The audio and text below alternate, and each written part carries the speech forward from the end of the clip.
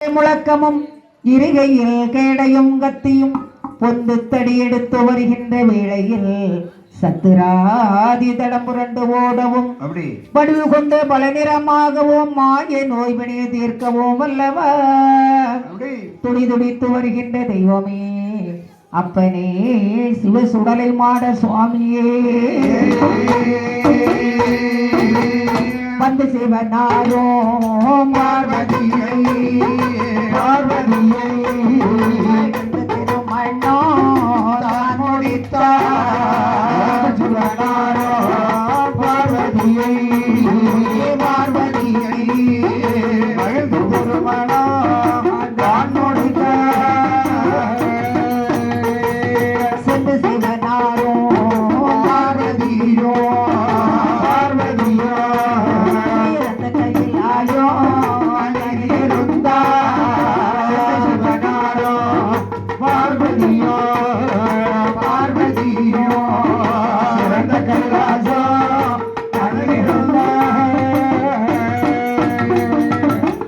உலகமெல்லாம் நிறைந்து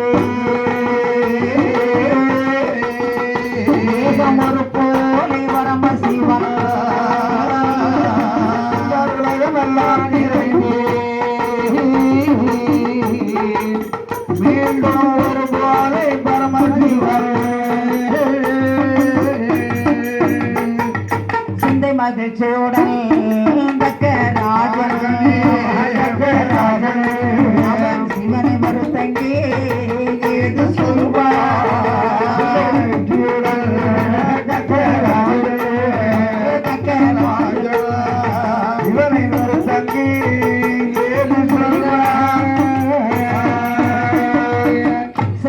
கர்த்தாவாகிய பிரம்மதேவனின் வலதுகால் பிறவரிலே உதித்தவன் தக்கராஜன் இடதுகால் பெருவரில் பிறந்தவள் வேதவல்லி என்று சொல்லக்கூடிய பெண்கொடி வேதவல்லியை மணமுடித்து 7 கடலுக்கு அப்பாலே தக்கமாபுரம் என்று ஒரு வேர் நாமத்தை சமைத்து ஒரு கோட்டை ஒன்று அமைத்து அங்கே வாழ்ந்து வருகின்றான் தக்கராஜன்.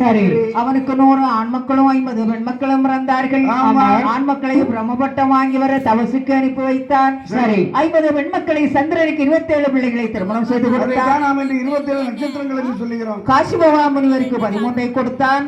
திருவண்டு சொல்லப்பட்ட பிருகுமுனிக்கு 10 திருமணம் செய்து கொடுத்தான். 150 பிள்ளைகள் இருந்தும் நமக்கு ஒரு குழந்தையும் இல்லாமல் ஆகிவிட்டதை இனி நாமல் பார்வதியை மகளாக்க வேண்டும், பரமேஸ்வரி மருமகனாக அடைய வேண்டும் என்று அப்படி என்று அற்புதமான தவத்தை செய்து வர அந்த வேளையிலே கைலாச மலையிலே பகவான் படியளப்பை பார்வதா தேவி சோதித்ததால் தக்கராஜனுக்கு மகளாக போக்கடவா என்ற சாபத்தை தீர்க்கும் பொருட்டு பார்வதா தேவி மானாராளியிலே மகளாக பிறந்தார்.